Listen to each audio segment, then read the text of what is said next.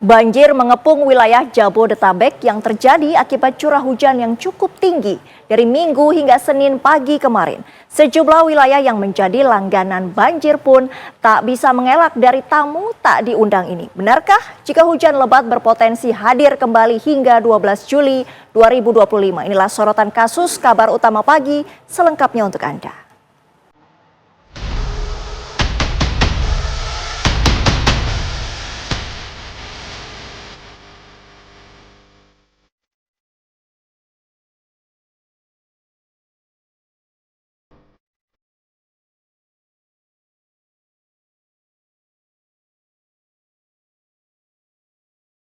Ini bukan sesuatu yang kita rencanakan. Berpikir bagaimana menangani ke depannya.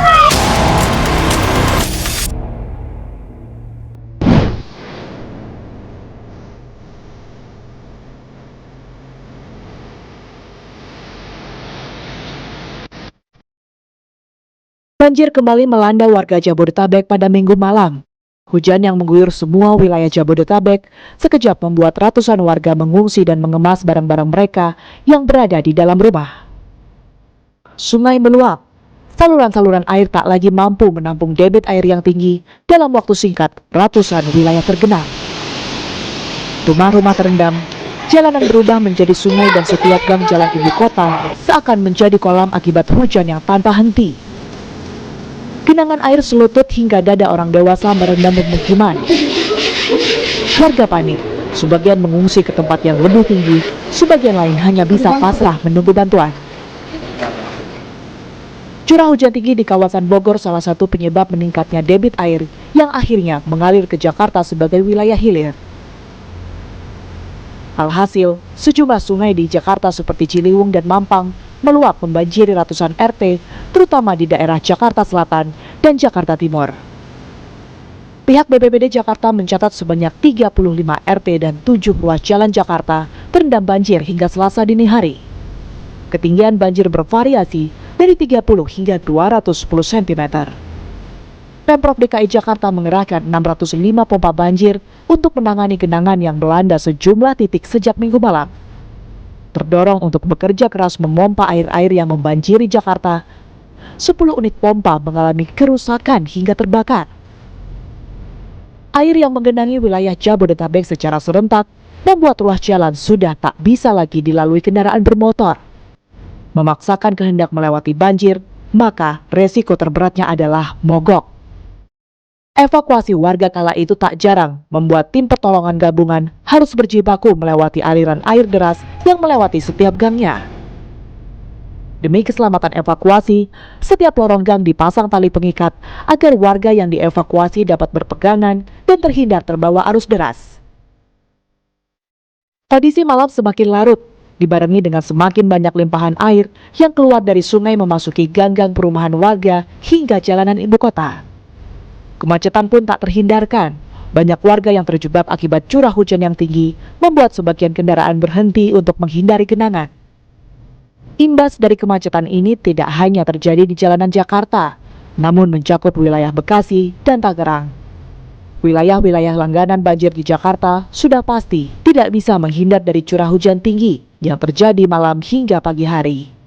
Mampang Perapatan, Kemang, Penjaringan, hingga Kebonjeruk tak bisa lagi menghindar dari curah hujan yang tinggi. Hampir semua jalan yang dibanjiri air menjadi lumpuh. Ketika banjir melanda, tak hanya pengendara, pedagang pun juga terkena dampak dari banjir ini.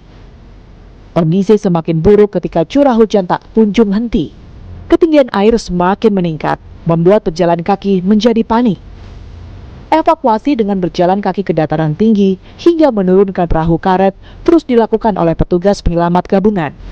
Tak sedikit dari warga yang tetap bertahan di lantai 2 untuk menjaga rumah mereka. Namun tak sedikit pula warga yang terpaksa harus meninggalkan rumahnya karena sudah tidak ada lagi tempat untuk bernaung. Gubernur Jakarta menyampaikan permohonan maaf kepada warga yang terdampak bahwa banjir ini merupakan fenomena yang sulit dihindari karena kombinasi faktor alam dan kondisi geografis Jakarta.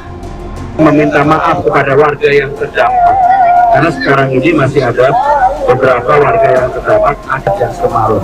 Ini bukan sesuatu yang kita rencanakan. Kita akan bekerja keras dan saya akan bekerja keras itu berpikir bagaimana menangani ke depannya.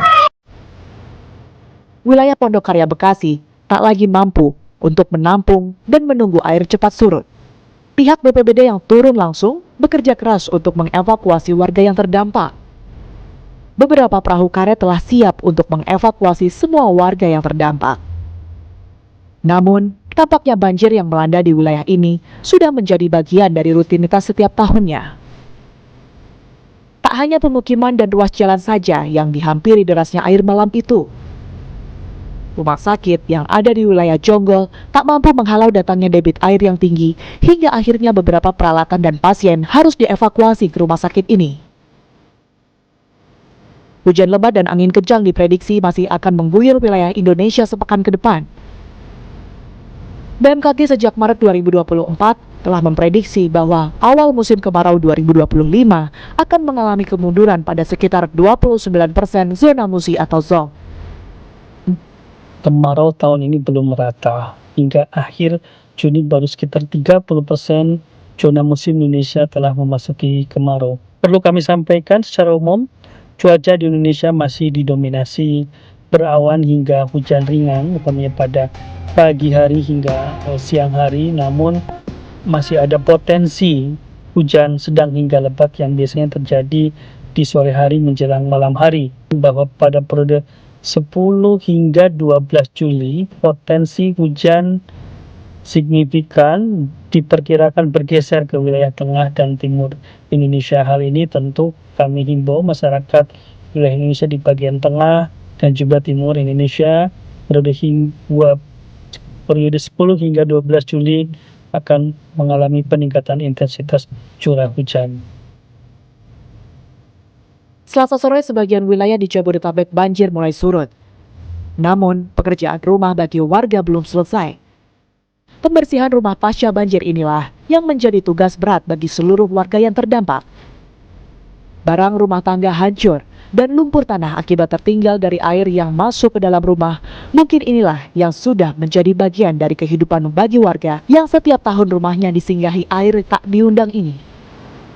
Meski berbagai proyek mitigasi telah berjalan, kenyataan di lapangan menunjukkan bahwa alam tetap lebih kuat dari manusia. Kombinasi faktor iklim, tata ruang, dan pengelolaan sungai menjadi tantangan berat yang harus dituntaskan dengan kebijakan jangka panjang, bukan hanya penanganan darurat.